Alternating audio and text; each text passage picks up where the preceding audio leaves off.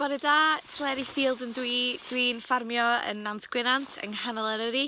Da ni'n cynhyrchu cigeidion ac igoen ac yn ei lot o waith cadwraethol fama ar y Ffermwr Llyndy Isaf. Dwi'n meddwl bod y llwyr gloed wedi rhoi rhyw fath o cipolwg iddyn ni o be mae'r bywyd gwyllt, sut maen nhw gallu ffynnu heb effaith pobl gymaint, a sut fydden ni just tread lightly di'r gair yn Saesneg, os ydyn ni just bod bach mwy parchus a tawel ac yn ofalus, mor gwyntod o dwan, ac yn ofalus wrth i ni mwynhau'r lle arbennig yma ar gyfer cadw o mor arbennig a mae o. Dwi wedi gweld ar Llyndinas y fama, yn ystod y tawelwch, mae pobl wedi gweld, da ni wedi cael whooping swans, cormorant, a wedyn fyny ar y mynydd, dwi wedi gweld hen Harry am y tro gynta. O gwmpas y tŷ, da ni wedi cael cnocell y coed gwyrdd, a dwi'n meddwl bod pawb o ran yr anifeiliaid gwyllt jyst i mwynhau bach o lonydd.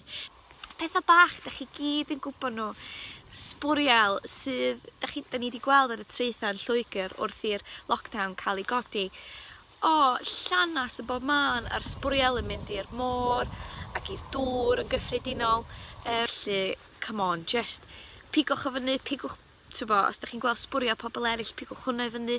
Does na ddim dynion sbwriel yng nghefn gwlad. Ni sy'n neud o, y trigolion a'r elusennau sy'n gweithio.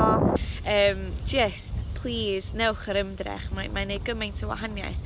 A mae'n neud y ffaith bod chi'n cael ei croesawu nôl yn well hefyd os mae'r lle yn cael ei parchu. Mond un barbecue disposable mae'n cymryd i hwnna i gyd mynd ar dan, a gethon ni hwnna dwy flynedd yn ôl. A mae mor hawdd i 20 mlynedd o gwaith cadwraethol ar y mynydd just cael ei dinistrio mewn un tân sydd yn mynd trwyddo fa. Dwi'n gwybod, mae'n teimlo mor naturiol, da chi'n eistedd gyda'r nos, mae'r gwibiaid o gwmpas, da chi'n cael diod. Mae'n neis, da chi isio tân, dwi'n dallt.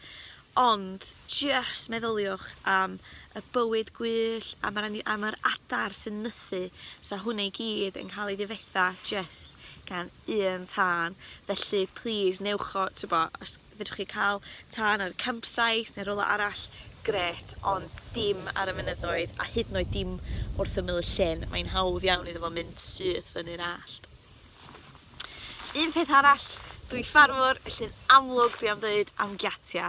Mae'n peth mor syml, da chi'n cael chat, da chi'n wedi gweld eich gilydd am ages, da chi'n ei pwysio'r giat, a mlaen â chi, da chi'n nghanol sgwrs, da chi'n mysbio ar nôl, mae'r giat ar agor. Fedrai'm dweud faint o waith mae hwnna gallu creu, a hefyd ar gyfer, mae'n gallu peryglu chi a'r anifeiliaid, ac ar gyfer ei lles nhw, mae'n lot o waith pan mae pethau'n cymysgu a mae chi hel bob ddim at ei gilydd.